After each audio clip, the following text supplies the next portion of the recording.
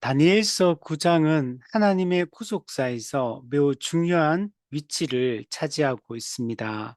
우리 1절부터 4절까지의 말씀에 보면 다니엘은 예레미야서를 통해서 이스라엘 민족의 그 포로 기간이 얼마나 되는지에 대해서 하나님의 그 계획에 대해서 깨닫게 되었습니다. 우리 2절에 보면 예루살렘의 황폐함이 70년 만에 그치리라. 네.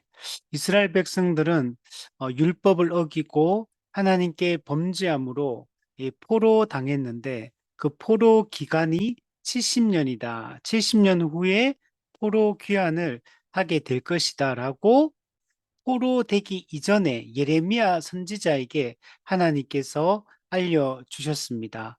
이것을 다니엘이 이 포로 기간 동안에 살다가 그 마지막 순간에 이 예레미야를 통해서 이게 선포되었던 하나님의 이 계획이 어떤 것인지를 다니엘이 깨닫게 되었습니다.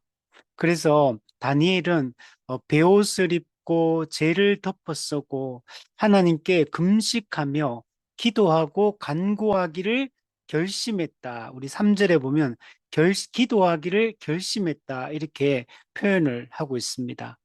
그래서 다니엘은 이스라엘 민족의 어떤 대표자의 마음으로 그 하나님 앞에서 회개의 기도를 이렇게 드리는 것을 볼 수 있습니다. 이제 곧 포로 귀환이 즉 회복이 이루어지게 될 텐데 그 포로 귀환이 이루어지기 전에 이스라엘 민족의 이 회개가 선행되어야 한다라고 판단을 했습니다. 그래서 하나님께 회개하고 또 하나님의 그 공의로운 심판과 이 징계가 이 정당하다는 사실을 인정하고 그리고 하나님이 이 말씀하신 이 언약이 성취되기를 간절히 간구하며 이 기도하는 내용들을 볼 수가 있습니다. 근데 이 다니엘은 이 기도를 할 때 하나님의 긍휼을 구하며 이렇게 기도를 합니다. 어, 그러니까 자신들의 어떤 공로나 자신들의 어떤 선행이나 이런 것들을 근거로 기도하는 게 아니라 하나님의 긍휼을 바라며 간절히 이 자복하며 이 기도하고 있는 것을 볼 수가 있습니다. 다니엘이 자신이 이 이스라엘 민족의 이 모든 죄를 짊어지고 하나님 앞에서 이 중보 기도를 이렇게 하고 있는 모습을 볼 수가 있습니다.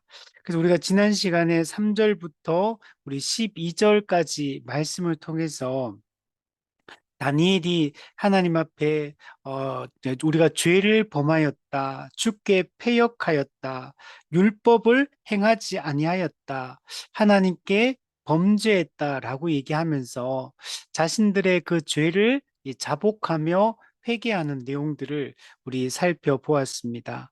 그 죄로 말미암아 그들이 수치를 당하게 되었음을 다니엘은 정확하게 인식을 했습니다. 왜 우리가 이런 상황에 처하게 됐느냐? 하나님의 율법을 어, 지키지 않고 하나님께 범죄하고 패역했기 때문에 이 각국으로부터 이런 수치를 당하게 되었음을 다니엘이 회개하고 인정하고 있는 모습을 볼 수 있고 그리고 9절에 보면 그러면서 다니엘은 하나님의 긍휼과 하나님의 용서하심을 바라며 지금 기도를 드리고 있다는 것을 우리가 알 수가 있었습니다.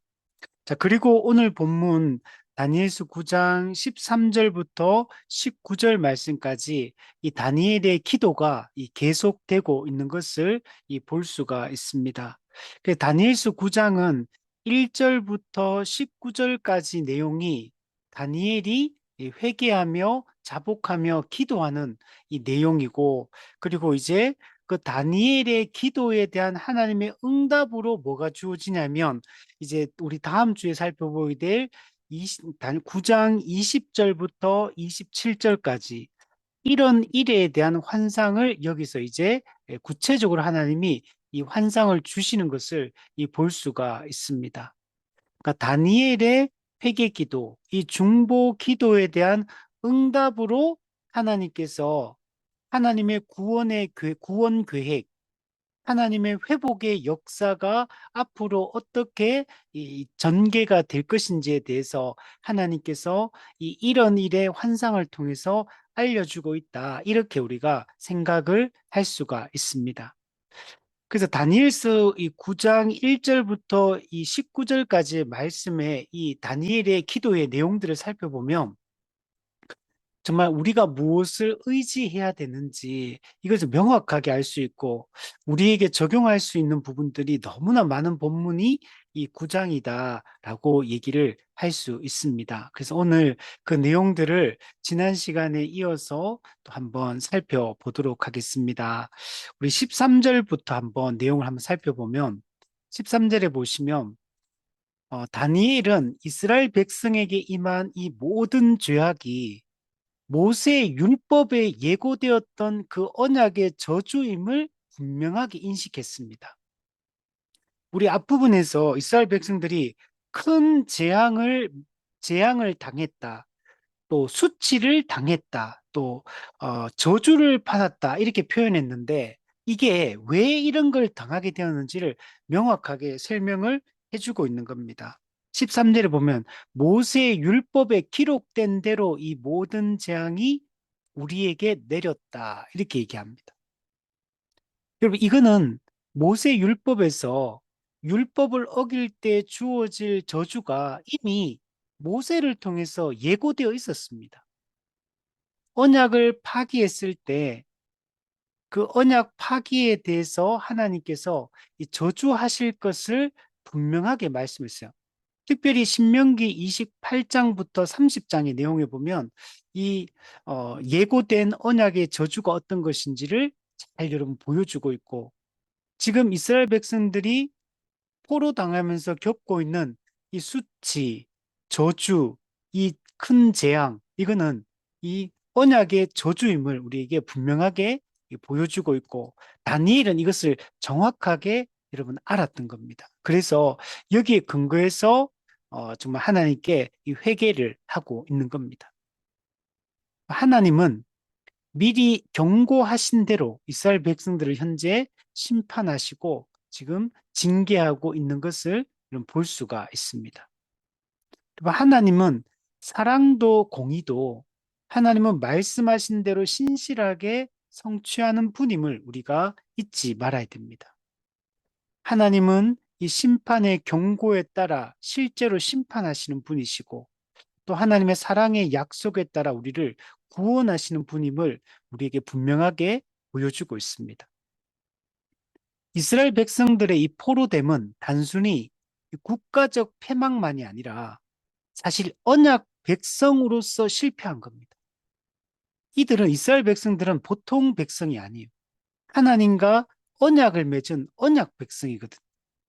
근데 그 언약 백성의 법으로 주어진 게 율법인데 그 율법을 어김으로 언약 백성으로서 이들이 실패하고 있다는 것을 볼 수가 있고 자, 그러나 하나님은 이들을 완전히 버리진 않습니다. 그래서 지금 회복을 이야기하고 있는 거예요. 예루살렘의 황폐함이 70년 만에 그치리라. 분명히 하나님은 그 죄에 대해서 수치를 당하게 하고 저주를 내리고 분명히 재앙을 내리고 하셨지만 이게 완전히 버리는 건 아닌 거예요. 하나님은 언약 백성을 완전히 버리지 않습니다. 이거는 지금 징계의 차원에서 이루어지고 있는 거예요. 이 징계를 내리고 있다는 말 자체가 하나님의 언약은 여전히 유효하다라는 것들을 여러분 보여주고 있는 겁니다. 하나님은 택한 자기 백성을 절대로 놓지 않으시고 또 구원의 길로 인도하시는 분임을 알 수가 있습니다. 근데 이스라엘 백성들은 이런 징계를 받았음에도 불구하고 이 죄악을 여러분 떠나지 않았습니다. 자, 우리 뒤에 보면 우리는 우리의 죄악을 떠나고 주의 진리를 깨달아 우리 하나님 여호와의 얼굴을 기쁘게 하지 아니하였나이다. 네. 징계했으면 돌이키고 떠나야 되는데 또 그렇지 못해요. 징계를 받으면서도 진정한 회개로 나아가지 못하고 있는 것을 볼 수가 있습니다. 청교도 토마스 구디는 이런 얘기를 했어요. 고난 그 자체는 사람을 변화시키지 못한다. 고난이 우리를 하나님께로 나아가게 하는 계기는 만들지만 고난 그 자체가 우리를 변화시키는 건 아니에요. 그래서 오직 하나님의 진리를 깨닫고 그분께 돌아갈 때 참된 회복이 일어난다라고 이렇게 얘기를 했습니다. 근데 이스라엘 백성들은 하나님의 이 진리, 하나님의 구원 계획을 깨닫지 못했기 때문에 하나님의 얼굴을 기쁘게 하지 못했습니다. 그래서 14절에 보면 여호와께서 이 재앙을 간직하여 두셨다가 우리에게 내리게 하셨사오니. 여러분, 이 재앙을 간직하여 두셨다 이렇게 표현해요. 간직해 두셨다가 재앙을 내렸다 이렇게 표현해요. 이건 뭘 보여주냐면 하나님의 이 심판이 충동적이거나 감정적이지 않다는 것을 여러분 보여줍니다. 하나님은 사실 오래 참으셨습니다. 하나님은 오래 참으시다가 정확한 때에 하나님이 공의롭게 지금 심판을 하고 있는 것입니다. 그래서 메투엘리는 이렇게 얘기해요. 하나님은 서두르지 않으시지만 결코 늦지도 않으신다. 하나님은 그 이스라엘 백성들의 그 죄에 대해서 서둘러 심판하는 분은 아니에요. 충동적으로, 감정적으로 이렇게 말하는 분이 아니에요. 그렇지만 서두르지 않지만 결코 늦지도 않아요. 하나님은 죄를 그냥 넘어가거나 방치하거나 이렇게 하는 분이 아니라는 것. 하나님은 의로우신 분입니다. 하나님은 정확하게 심판하시고 징계하시는 그런 분임을 분명히 보여줍니다. 그리고 다니엘이 중요한 얘기를 해요. 우리 하나님 여호와께서 행하시는 모든 일이 공의로우시나. 네. 지금 다니엘은 하나님이 이스라엘 백성들을 지금 심판하고 있는 이 심판이 정당하다라고 지금 말하고 있는 것. 하나님이 행하시는 심판은 여러분 언제나 공의로우십니다. 사람은 이게 공의롭지 못해요. 저도 이런 것들을 많이 느껴요. 저도 제 자신이 이렇게 행동하는 거, 제가 다른 사람들을 이렇게 행동하고 또 자녀에게 하는 거 이거 할 때 정당하지 못하고 공의롭지 못할 때가 많거든요. 사람은 자신의 감정에 따라 충동적으로 이렇게 반응할 수 있어요. 그래서 아무리 윗사람이 또는 권위자가 이 심판을 하고 또 이렇게 뭐 징계를 하더라도 그게 항상 옳지가 않거든요. 근데 하나님은 그런 분이 아닙니다. 하나님이 행하시는 모든 일은 여러분 공의로운 일입니다. 하나님이 누군가를 심판하시고 누군가를 지옥에 보내신다면 그건 하나님이 정당한 심판입니다. 다니엘은 이 지금 징계를 당하고 심판을 받는 이 상황에서도 하나님을 원망하지 않고 오히려 하나님은 공의로우시다라고 이렇게 선포를 하고 있는 겁니다. 사람이 그렇잖아요. 내가 잘못해놓고도 오히려 큰 소리 칠 때도 많고 내가 잘못하고도 내 잘못을 깨닫지 못하고 오히려 그 죄를 책망하거나 또 죄를 돌이킬 걸 권면하고 촉구할 때 오히려 더 큰 소리 치고 오히려 더 자기 죄를 인정하지 않고 더 적반하장격으로 나오기가 쉬워요. 사람은 늘 그렇잖아요. 내가 잘못한 부분에 대해서 지적을 할 때도 기분 나빠하고 어, 오히려 다른 사람을 당신은 잘못한 게 없냐고 이게 오히려 반발심이 생기고 이게 우리 인간이잖아요. 근데 다니엘은 하나님 앞에서 하나님의 심판의 정당성을 선언하고 그리고 하나님의 공의로우심을 이렇게 선포하고 있는 것을 좀 볼 수가 있습니다. 조나단 에드워즈는 진정한 회개란 어떤 것인가를 이렇게 설명합니다. 하나님의 심판이 정당하다고 인정하고 자신의 죄를 변명하지 않는 것이다. 예. 하나님의 심판의 정당성을 인정하고 죄를 변명하지 않는 것. 우리는 자꾸 변명하고 싶잖아요.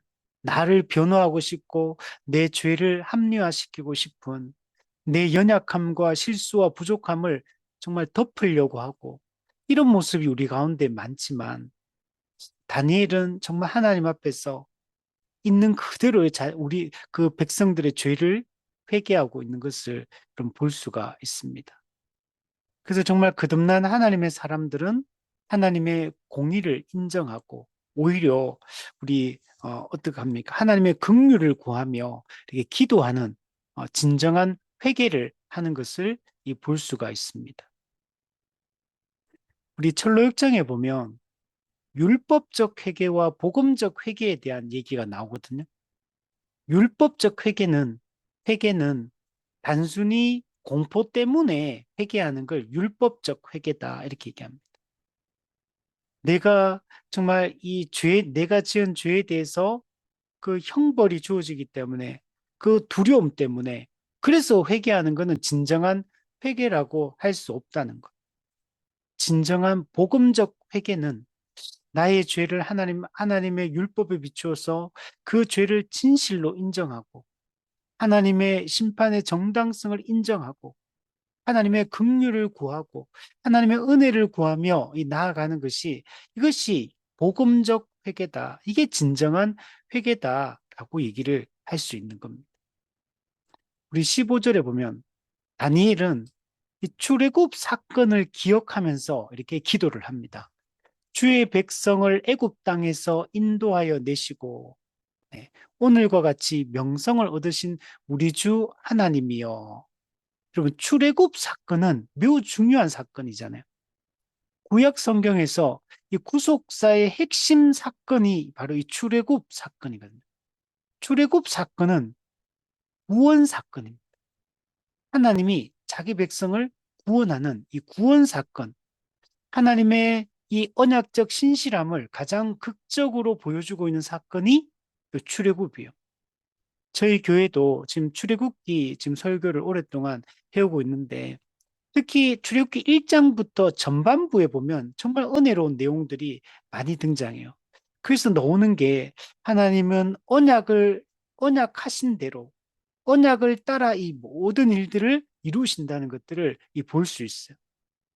하나님은 아브라함에게 언약하셨고 또, 또 족장들 이삭과 야곱과 또 12 아들들에게 이 언약을 계속 계승하십니다.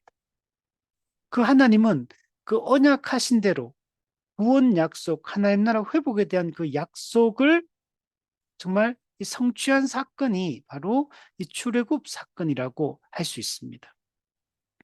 그래서 다니엘은 이걸 지금 끄집어내요.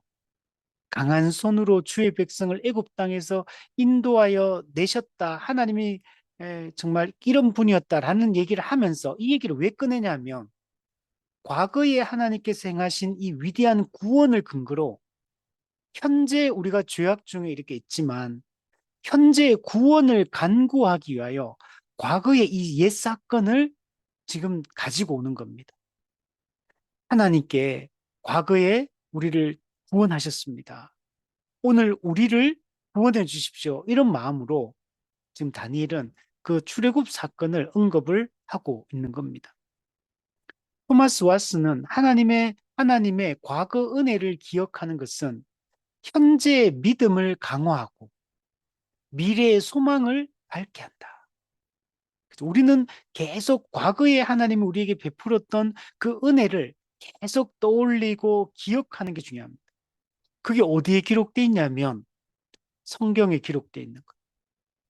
우리는 이 구약 성경에 기록되어 있는, 신약 성경에 기록되어 있는 하나님의 이 구원의 은혜들을 계속 성경 연구를 하면서 이것을 깊이 기억하고 하나님이 어떤 분이시고 어떤 약속을 하셨으며 얼마나 신실하게 그 약속을 성취해 오셨는가. 그리고 구체적인 사건 하나하나, 인물 한 명 한 명을 어떻게 하나님께서 이 구원하셨는지를 이걸 우리가 살펴보면 현재 우리의 믿음을 강화시킬 수 있는 것. 우리의 현재 믿음이 어떻게 강화되느냐. 하나님의 역사, 하나님의 행하신 일들을 살필 때 우리의 믿음이 굳건해지고 담대해지게 여러분 되는 겁니다. 우리의 의지로 우리의 믿음을 굳건하게 할 수 없습니다. 우리는 우리의 의지로 살아가는 존재가 아니에요. 하나님이 우리에게 약속하신 말씀을 붙들고 살아가는 것이며 하나님이 약속하신 대로 모든 것을 신실하게 성취하시는 것을 바라보며 살아가고 또 하나님이 약속하신 것, 장차 이루어질 것, 그 아직 성취되지 않은 그 약속의 말씀을 붙들고 살아가는 것이 이 신앙생활의 본질인 겁니다. 그런 측면에서 이 출애굽 사건은 하나님의 이 구원을 증거하는 중요한 구원의 이 표징이 여러분 되는 것입니다. 그리고 다니엘은 뒷부분에 15절 뒷부분에 또다시 죄를 다시 한번 고백합니다. 우리는 범죄하였고 악을 행하였나이다. 우리 앞부분에 3절부터 해서 다니엘은 좀 계속 반복적으로 이렇게 표현하고 있어요. 우리가 하나님께 범죄하였습니다. 패역하였습니다. 주 율법을 지키지 않았습니다. 우리가 악을 행하였습니다. 계속하는 다니엘은 이 반복해서 죄를 회개하고 있어요. 근데 여기서 뭐라고 표현하냐면 다니엘이 우리가 이렇게 표현해요. 우리는 범죄하였고 악을 행하였다. 우리. 다니엘은 자기 자신을 이스라엘 백성들과 지금 동일시하고 있는 것을 볼 수가 있습니다. 다니엘은 포로 이제 그 잡혀가기 전까지는 사실은 성경에 그 이전에는 다니엘이라는 이름이 등장하지 않거든요. 다니엘은 3차 포로를 당하는데 남유다가 1차 포로 때 끌려왔던 사람이 이 다니엘입니다. 근데 다니엘은 그 끌려오고 난 이후에 다니엘의 모든 행적들을 살펴보면 다니엘이 정말 믿음의 사람이라는 걸 알 수가 있거든요. 그러면 다니엘이 포로로 1차 포로로 끌려오기 이전에 그, 그 이스라엘 땅에서 남유다에서 살고 있을 때 아마 다니엘은 그때 아마 믿음이 좋은 사람이었을 거예요, 분명히. 그러면 다니엘이 크게 하나님 앞에 엄청 큰 죄를 지은 게 아닐 거예요, 개인적으로 보면. 근데 다니엘은 지금 이스라엘 백성들의 그 모든 죄를 자신도 이스라엘 백성과 동일시하고, 물론 이스라엘 백성이지만, 그리고 그 죄를 우리 앞부분에 보면, 우리 그 4절 말씀 보면, 내 하나님 여호와께 기도하며 자복했다. 다니엘은 지금 자신의 죄인 것처럼, 자신이 큰 죄를 지었던 것처럼 생각하면서 자신이 이 모든 죄를 짊어지고 이스라엘 백성들의 모든 죄를 짊어지고 하나님 앞에 지금 서는 것을 볼 수가 있어요. 우리 출애굽기에서 모세도 마찬가지죠. 모세도 이스라엘 동족을 향해서 이 중보 기도를 몇 번에 걸쳐 하거든요. 자기 생명을 뒤에 걸고 또 막 중보기도 하고 자기 생명, 자기가 영원히 이 하나님에게서 끊어진다 할지라도, 정말 이스라엘 민족이 하나님께 회복되기를, 하나님께 용서하시고 그들을 구원하시기를 이 간구하는 모습들이 많거든요.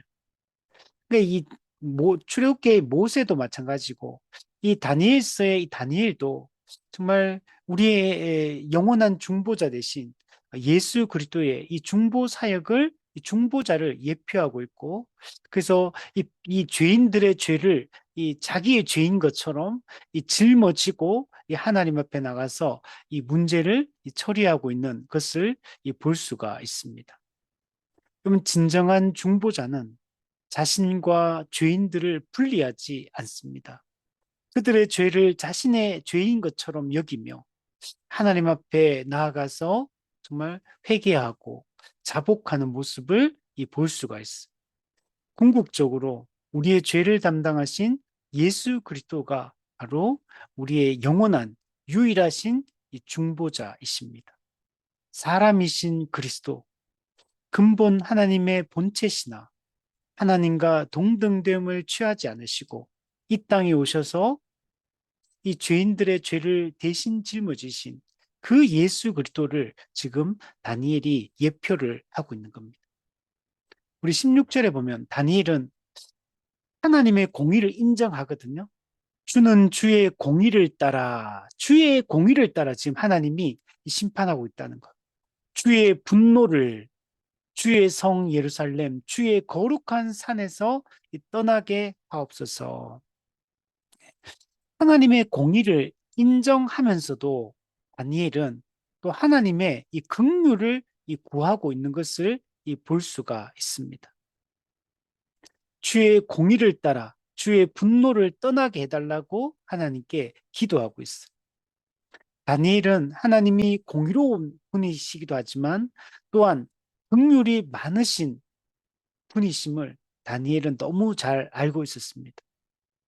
그래서 하나님의 공의가 이루어지기를, 또한 하나님의 이 긍휼이 베풀어지기를 다니엘은 간구하고 있는 것을 볼 수 있습니다. 여러분, 이 하나님의 공의와 긍휼은 바로 십자가에서 완벽하게 조화를 이루며 이것이 이루어지고 있는 것을 볼 수가 있습니다. 이 십자가 사건은 하나님의 공의와 이 사랑, 긍휼이 완벽하게 만족되는 그런 사건입니다. 다니엘은 16절에 보면 주의 성 예루살렘, 주의 거룩한 산에서 이렇게 주의 성 예루살렘, 주의 거룩한 산, 여기서 주의 분노를 떠나게 해달라고 기도하고 있는 거예요. 이스라엘, 예루살렘, 하나님의 언약 백성의 삶의 터전, 언약 백성이 하나님과 언약 관계에 있는 자들이 살고 있는 곳, 이곳은 이들을 회복을 지금 강구하고 있는 거예요. 이곳은 장차 여러분 메시아가 오실 곳이에요. 이곳은 장차 구원의 빛이 열방으로 퍼져나갈 중심지가 여러분 될 것입니다. 이곳은 곧 약속의 땅 가나안의 중심지, 하나님 나라의 이 중심지가 바로 주의 성 예루살렘, 주의 거룩한 산입니다. 지금 다니엘은 1차적으로는 이 이스라엘의 민족적 회복을 지금 기도하고 있는 거지만, 그러나 궁극적으로는 단순히 한민족 이스라엘의 회복만 간구하는 게 아니에요. 하나님의 구속 계획 전체 회복을 지금 간구를 하고 있는 것이고, 하나님이 아브라함 언약, 모세 언약, 또 다윗 언약을 통해서 우리에게 주셨고, 그리고 또 새 언약을 통해서 주셨던 그 하나님 나라의 구속 계획의 이 전체적인 회복을 간구하며 다니엘은 지금 기도를 하고 있는 겁니다. 다니엘은 앞서 이미 여러분 이 다니엘서 2장부터 해가 쭉 우리 살펴봤잖아요. 2장, 7장 이런 데 보면 그 단순히 다니엘이 이스라엘 한 민족으로서 그들의 회복을 꿈꾸는 게 아니라 하나님이 하나님 나라를 회복하는 그 약속을 이미 주셨거든요. 그 느부갓네살 왕이 꾼 꿈을 통해서 또 내 신상 또 내 생물을 통해서, 그래서 하나님이 꿈꾸시는 것이 무엇인지 다니엘은 지금 너무 잘 알고 있어요. 그리고 그것이 이루어지기를 하나님이 아브라함부터 약속하셨던 그 언약이 성취되어서 하나님의 구속 계획이 성취되어 하나님의 나라가 세워지기를 꿈꾸며 지금 이 기도를 여러분 드리고 있는 것입니다. 근데 다니엘은 재밌는 게 이게 이스라엘의 이 수치가 단순히 이스라엘 백성들만의 문제가 아니라는 걸 말해주고 여러분 있습니다. 여기 보면 주의 거룩한 산에서 주의 거룩한 산, 또 주의 성 예루살렘 이렇게 표현을 하잖아요. 자, 이게 전부 다 하나님의 이름과 관련된 이 문제라고 받아들이고 있는 거예요. 단순히 이스라엘 백성만의 문제가 아니에요. 이스라엘 백성들은 누구냐? 하나님의 백성인 거. 그러니까 이들의 수치는 곧 하나님의 영광과 여러분 관련되어 있는 것이고 하나님의 이름과 관련이 여러분 되어 있는 겁니다. 주의 백성이 이방 민족들에게 수치를 당하는 것은 곧 하나님의 그 영광이 가리는 것과 여러분 같은 겁니다. 언약 백성의 실패는 언약 백성 이스라엘만의 문제가 아니고 하나님의 영광이 가려지는 사건이고 이방 민족들이 하나님을 조롱하게 되는 이런 사건이 여러분 되는 겁니다. 신학자 매튜 폴은 이스라엘의 포로됨은 마치 하나님이 그들을 보호할 능력이 없으신 것처럼 보이게 만들었고 이것은 하나님의 이름에 대한 모독이 되었다. 여러분, 이스라엘은 하나님의 이름으로 불리는 자들이거든요. 여호와의 이름으로 불리는 자들이었는데 그들이 포로당하고 그들이 패배하고 하는 것들은 하나님의 이름이 패배하고 하나님의 영광이 가리는 사건, 하나님의 이름이 모독을 받는 이런 사건으로 지금 다니엘은 이해를 하고 있는 겁니다. 즉, 그래서 이스라엘 민족의 회복을 지금 다니엘이 꿈꾸고 있고 하나님 나라 회복을 꿈꾸며 지금 기도하고 있는 이것은 곧 하나님의 영광이 회복되기를 간구하는 기도와도 같은 것입니다. 언약 백성은 그 언약 백성을 맺으신 하나님과 관련되어 있는 거예요. 언약 백성의 실패가 곧 하나님의 이름에 대한 모독으로 이어지잖아요. 하나님의 백성의 회복은 하나님의 영광의 회복으로 여러분 이어지게 여러분 되는 것입니다. 그래서 다니엘은 그런 관점으로 지금 기도를 하고 있는 겁니다. 17절에 보면 다니엘은 주의 종의 기도를 이 간구를 들어달라고 이렇게 기도를 합니다. 근데 이 기도가 이스라엘 민족을 위하여 이 기도를 들어주십시오라고 하는 게 아니고 뭐라고 말하면은 이렇게 말 주를 위하여 하나님을 위하여 종의 기도를 들어주십시오라고 이렇게 기도하고 있어요. 주를 위하여 주의 얼굴 빛을 주의 황폐한 이 성소에 다시 비추게 해달라고 지금 간구를 하고 있습니다. 다니엘은 지금 포로당에서 살아가는 이 삶이 고통스럽기 때문에 이 현실적 고통에서 우리를 벗어나게 해달라고 우리의 유익을 위해서 우리의 안락함을 위해서 하나님 회복시켜 주십시오라고 기도하는 게 아니에요. 하나님의 영광과 그 이름을 위하여 지금 이스라엘 민족의 회복을 지금 강구를 하고 있는 겁니다.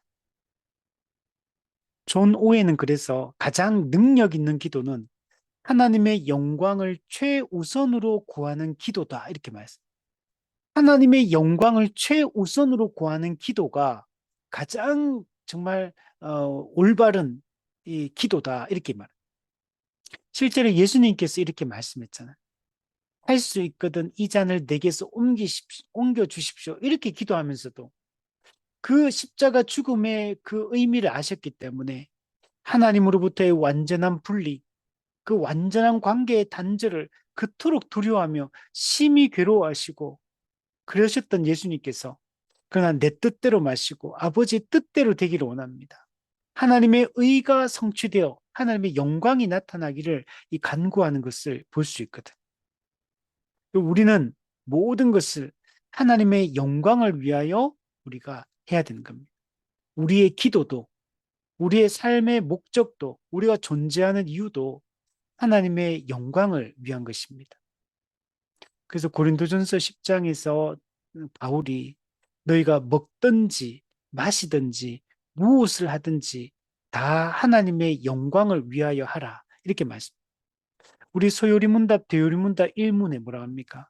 사람의 제일 되는 목적은 하나님을 영화롭게 하고 그분을 영원토록 즐거워하는 것이다. 이렇게 이야기를 합니다. 이사야 40장에도 하나님의 영광을 위하여 우리를 창조했다. 이렇게 표현하고 있는 것을 볼 수 있습니다. 그래서 이스라엘 민족의 회복은 곧 언약 백성의 회복은 곧 하나님의 영광이 다시 영광의 회복이요. 하나님의 이름이 다시 더 높아지는 것이라고 할 수 있습니다. 그 다니엘은 이걸 어떻게 표현하냐면 주의 얼굴 빛을 비추어 달라. 주님의 얼굴에 이 광채를 비추어 달라고 이렇게 표현을 하고 있습니다. 다시 주의 황폐한 이 성소에 하나님이 거하시는 그 성소가 예루살렘의 그 성전의 지성소에 그 속죄소 위에 하나님이 임재하시고 거기서 하나님이 죄인들을 만나겠다 말씀했거든요. 근데 그게 다 무너지고 거룩한 성이 무너지고 하나님이 거하시는 임재하시는 그 성전이 무너지고 이렇게 됐잖아요. 근데 다시 주님의 얼굴 빛을 비추어 이 황폐한 성소에 비추어 달라고 지금 다니엘이 간구를 하고 있습니다. 주의 얼굴 빛이 비추는 것은 뭐냐면 하나님이 다시 우리 가운데 임재해 주십시오. 하나님 다시 우리에게 호의를 베풀어 주십시오. 이렇게 간구를 하고 있는 거예요. 그는 하나님과의 그 언약 관계 회복을 간구하고 있는 거예요. 죄로 말미암아 끊어졌던 그 관계를 다시 회복하게 해달라고 지금 기도를 하고 있는 것입니다. 우리 18절에 보시면 다니엘은 귀를 기울여 들으시고 눈을 떠서 보옵소서 아주 감각적인 기도를 드립니다. 하나님은 영이시기 때문에 귀도 없고 눈도 없어요. 근데 하나님의 귀, 하나님의 눈, 이런 걸 이제 신인 동형 동성론적 표현이다 이렇게 표현합니다. 하나님은 영이기 때문에 육체가 없음에도 불구하고 근데 인간에게 빗대어서 신이 인간처럼 이렇게 하나님을 이게 표현해 주고 있어요. 그래서 다니엘의 이 자신의 그 기도, 이스라엘 민족의 회복과 이 언약의 성취를 위한 이 기도를 하나님 귀를 기울여 들으시고 눈을 떠서 이 황폐한 우리의 상황과 주의 이름으로 일컬음 받는 이 성을 그 백성들을 보옵소서라고 간절하게 간구하고 있습니다. 다니엘은 하나님께서 이 자신들의 상황을 외면하지 말아달라고 간절하게 여러분 기도를 하고 있는 것입니다. 토마스 구딘이 하나님은 모든 것을 아신다. 그렇죠. 하나님은 모든 걸 아십니다. 우리의 형편이 어떠한지, 우리의 상태가 어떤지 다 알고 계세요. 그런데 우리의 간구는 하나님의 마음을 움직이는 수단이 된다. 이렇게 말했습니다. 하나님은 우리가 기도하기를 원하십니다. 기도하는 것은 다시 하나님의 그 영광을 바라는 것이고 하나님과의 그 관계를 회복하기를 소망하는 것입니다. 우리가 간절히 그분을 의지하는 것이 바로 기도입니다. 에스겔서에서도 하나님이 일방적으로 약속하세요. 내가 회복하겠다. 근데 하나님은 그래도 너희가 이루어 주기를 구하여야 할지라. 하나님이 모든 것은 사실 하나님의 주권적 뜻 안에서 하나님의 이 언약적 신실함에 근거해서 모든 일이 성취됩니다. 그러나 하나님은 우리가 그 하나님의 약속을 붙들고 기도하기를 원하십니다. 우리가 간절히 하나님의 뜻을 구하고 하나님의 뜻이 이루어지기를 우리가 간구하기를 원하세요. 이런 간구를 하는 것을 통해서 우리가 더 하나님의 언약을 붙들게 되고 하나님을 의지하게 여러분 되는 것입니다. 주의 이름으로 일컫는 성 이렇게 표현하고 있죠. 예루살렘은 하나님의 이름이 거하는 곳입니다. 하나님의 영광을 여러분 담고 있는 곳입니다. 다니엘은 하나님의 이름을 위해서 하나님의 영광을 위해서 하나님의 언약을 위해서 이 백성을 회복해 달라고 지금 간절히 여러분 기도를 하고 있는 겁니다. 다니엘은 자신의 의로움이나 자신의 공로를 주장하지 않습니다. 우리 뒷부분을 보면 우리가 주 앞에 간구하옵는 것은 우리의 공의를 의지하여 하는 것이 아니요 주의 큰 긍휼을 의지하여 함이니다. 우리 앞에도 우리 9절 말씀이다 그랬죠. 주 우리 하나님께는 긍휼과 용서하심이 있사오니 하나님의 지금 다니엘은 하나님의 긍휼에 의지해서 여러분 기도를 하고 있는 겁니다.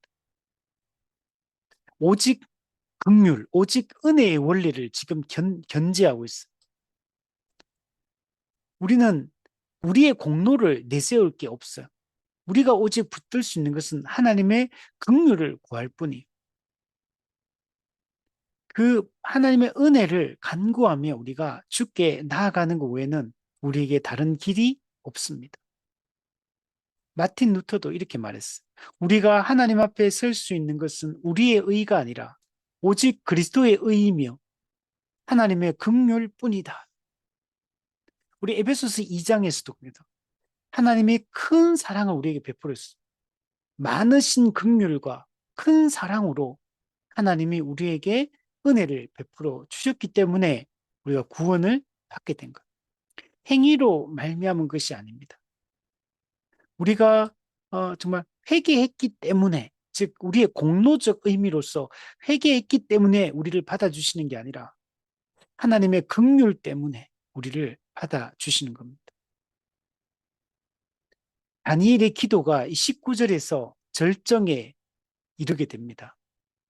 주여 들으소서, 주여 용서하소서, 주여 귀를 기울이시고 행하소서, 지체하지 마옵소서. 나의 하나님이요. 예, 다니엘은 하나님을 나의 하나님 이렇게 표현을 하고 있습니다. 이 하나님이 그 앞부분에 보면 이 엘로힘의 하나님이고 또 여호와 하나님이며 또 언약의 주이신 분이거든요. 근데 이분이 누구냐? 나의 하나님이다. 다니엘은 정말 하나님과의 이 언약 관계를 깊이 확신하고 있어요. 그 하나님께 간구를 여러분 하고 있는 겁니다.